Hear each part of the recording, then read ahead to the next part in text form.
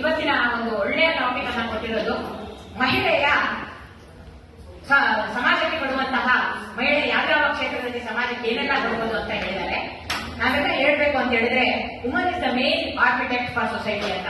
ಅಂದ್ರೆ ಮಹಿಳೆ ಸಮಾಜಕ್ಕೆ ಒಂದು ಒಳ್ಳೆಯ ವಾಸ್ತುಶಿಲ್ಪಿ ಅಂತ. ಆದ್ರೆ ಯಾವುದೇ ಒಂದು ಕೆಲಸ ಮಾಡ್ಬೇಕು ಅಂದ್ರೂ ಮಹಿಳೆ ಎಲ್ಲ ಕ್ಷೇತ್ರದಲ್ಲೂ ತನ್ನ ಉನ್ನತಿಯನ್ನ ಸಾಧಿಸ್ತಾ ಇದ್ದಾಳೆ. ನಾವು ಈಗ ಊಟದ ಮನೆಯಲ್ಲೇ ತಗೊಳ್ಳೋಣ. ಮನೆಯಲ್ಲಿ ಮನೆ ಅನ್ನೋದ ತಕ್ಷಣ ಮನೆಯೇ ಮೊದಲ ಪಾಠಶಾಲೆ, ತಾಯಿಯೇ ಮೊದಲ ಗುರು ಅಂತ. ತಾಯಿ ಏನು ಮಕ್ಕಳು ಕಳಿಸ್ತಾರೋ ಅದೇ ಒಂದು ಸಂಸ್ಕಾರ ಸಂಸ್ಕೃತಿಯನ್ನ ಏನು ಮಕ್ಕಳಿಗೆ ಕೊಡ್ತಾಳೋ ಅದೇ ಒಂದು ಮಹಿಳೆ ಕೊಡುವಂತಹ ದೊಡ್ಡ ಒಂದು ಕೊಡುಗೆ ಸಮಾಜಕ್ಕೆ ಅಂತ ಹೇಳ್ಬೋದು. ಹಾಗೆಯೇ ಮಹಿಳೆ ಯಾವಾಗ ಸಂಸ್ಕಾರ ಸಂಸ್ಕೃತಿಯನ್ನ ಮಕ್ಕಳು ಕೊಡ್ತಾರೋ ಆಸ್ತಿಯನ್ನು ಮಾಡಬೇಡಿ, ಮಕ್ಕಳನ್ನೇ ಆಸ್ತಿಯನ್ನಾಗಿ ಮಾಡಿ ಅಂತ ಹೇಳ್ತಾರೆ. ಹೌದಲ್ವಾ? ಮಕ್ಕಳು ಯಾವಾಗ ಚೆನ್ನಾಗಿರ್ತಾರೋ ಒಂದು ಒಳ್ಳೆ ಸಂಸ್ಕಾರ ಸಂಸ್ಕೃತಿಯನ್ನ ತಗೊಂಡು ಎಲ್ಲರ ಜೊತೆಲೂ ಅವರು ಒಂದು ಒಳ್ಳೆಯ ನೀತಿಯಲ್ಲಿ ಇರ್ತಾರೋ ಆಗ ಅವರಿಗೆ ನಾವು ಕೊಟ್ಟಂತ ಅದೇ ಒಂದು ಕೊಡುಗೆ ನಾವು ಸೊಸೈಟಿಗೆ ಕೊಡ್ತಾ ಇರೋದು ಅಂತ.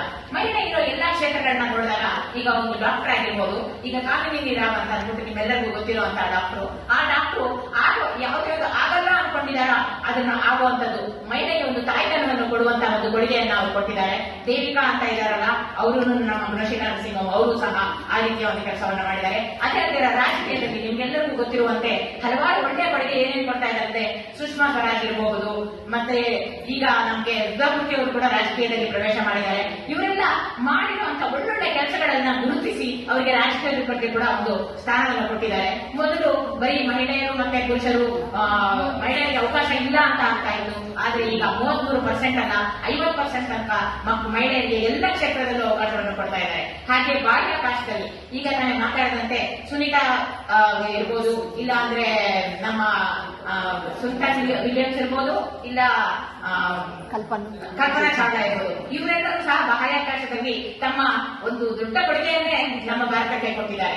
ಅಷ್ಟೇ ಅಲ್ದಿರ ನಾವು ಇವಾಗ ನಮ್ಗೆಲ್ಲರಿಗೂ ಗೊತ್ತಿರೋಂಗೆ ವಿದ್ಯೆ ಅನ್ನೋದು ಆ ಕಾಲದಲ್ಲಿ ತುಂಬಾ ಕಷ್ಟ. ನಮ್ಮ ಅಕ್ಕಮಹಾದೇವಿ ಯಾವಾಗ ನಮ್ಮ ಮೊದಲ ವಚನಕಾರ್ತಿ ಅಕ್ಕಮಹಾದೇವಿ ಇದ್ದಾಳೋ ಆಗ ಓದೋದು ಅಂದ್ರೆ ಕಷ್ಟ ಅಂತೆ. ಓದಕ್ಕೆ ಅಂತ ಅಂದ್ಬಿಟ್ಟು ಅವ್ರನ್ನ ಕಳಿಸಿದ ತಕ್ಷಣ ಎಲ್ಲರೂ ಏನ್ ಹೇಳಿದ್ರು ಅಂದ್ರೆ ಅಯ್ಯೋ ಇವಳನ್ನ ಗಂಡು ಬೀರಿ ತರ ಬಿಡ್ತಾ ಇದ್ದಾರೆ ಓದಕ್ಕೆ ಅಂತ.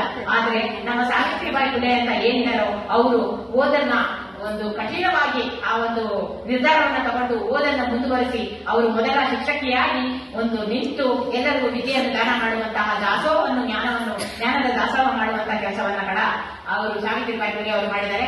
ಅಷ್ಟೇ ಅಲ್ದಿರ ಮತ್ತೆ ಹಲವಾರು ಜನರು ನಾವು ಹೆಣ್ಮಕ್ಳನ್ನ ನೆನೆಸ್ಕೊಂತಾ ಹೋದ್ರೆ ಎಲ್ಲ ಕ್ಷೇತ್ರದಲ್ಲೂ ಮೊದಲಿನ ಕಾಲದಲ್ಲಿ ಯುದ್ಧವನ್ನು ಮಾಡಲಿಕ್ಕೆ ಝಾನ್ಸಿ ರಾಣಿ ಲಕ್ಷ್ಮೀಬಾಯಿ ಇರ್ಬೋದು, ಕಿತ್ತೂರು ರಾಣಿ ಚೆನ್ನಮ್ಮ ಇರ್ಬೋದು, ಇವರೆಲ್ಲರ ಕೊಡುಗೆ ನಮ್ಮ ಸಮಾಜಕ್ಕೆ ತುಂಬಾ ಜಾಸ್ತಿ ಇದೆ. ಯಾಕಂದ್ರೆ ನಾವು ಒಂದು ಚೆನ್ನಾಗಿ ಒಂದು ಯುದ್ಧವನ್ನು ಮಾಡಿ ಗೆದ್ದು ಒಂದು ಆಕ್ರಮಣ ಮಾಡಿಕೊಳ್ಳುವಂತಹ ಕೆಲಸವನ್ನ ಆ ಕಾಲದಿಂದನೇ ಮಾಡ್ಕೊಂತ ಬಂದ್ರು.